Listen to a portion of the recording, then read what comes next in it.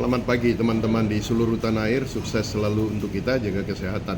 Baik, pagi ini saya sedang ngopi di Paris Baguette di Senayan City. Ini tempat favorit saya, untuk trading bareng juga kami sering lakukan di situ. Baik, pagi ini saya akan membahas tentang global bond, pasar hutang. Pasar hutang itu, hutang itu diperdagangkan, hutang itu diperjualbelikan. Nah, jadi negara Venezuela yang sudah hampir bangkrut, ya, dia punya hutang yang sangat banyak. Nah, hutang itu ditransaksikan, dijual. Karena kalau secara organik kita mau mencicil itu hutang kita udah 6.000 triliun lebih. Sampai kapan mau lunas? Nggak akan lunas itu hutang, ya. Kalau kita nyicil setiap bulan. Nah, setiap bulan berapa cicilan kita? Ratusan triliun. Setiap tahun kita harus keluarkan untuk mencicil hutang itu. Nah, dengan ditransaksikan di global bond, lambat laun hutang itu akan berkurang.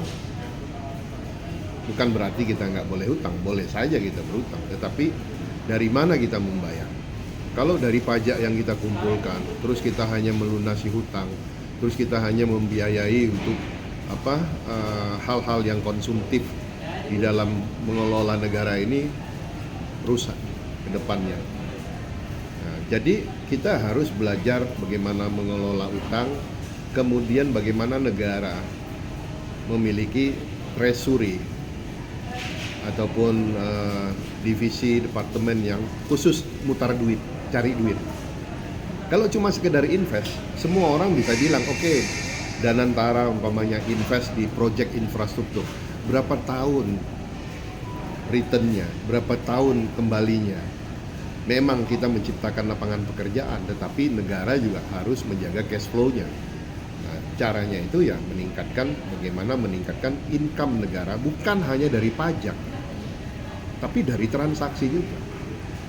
Saat saya menulis tentang solusi melunasi hutang negara dan swasta, beberapa contoh kita membuat seperti National Development Bond, sehingga kita dengan penduduk yang 270 juta itu bisa membayar dan melunasi hutang kita, ya, dengan menerbitkan National Development Bond.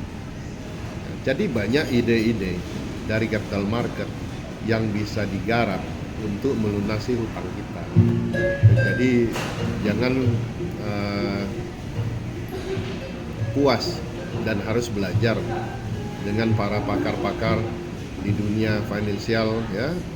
Banyak yang pinter tapi tidak mau ngomong, banyak yang tahu tapi tidak mau sharing. Kenapa? Tidak diberi tempat.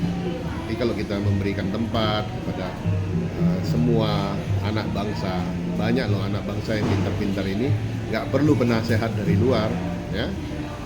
Itu saja pesan saya, untuk kita serius mengelola hutang kita, mentransaksikan hutang kita. Jangan kita berhutang seperti berhutang konvensional. Hutang, terus nanti saya bayar Pak minggu depan, saya bayar bulan depan, saya bayar 2 tahun, 3 tahun, ya. Jadi kayak kita leasing mobil. Kalau kayak begitu berarti negara kita nggak cerdas. Nah, oke. Nah, itu saja dari saya. Happy cuan konsisten.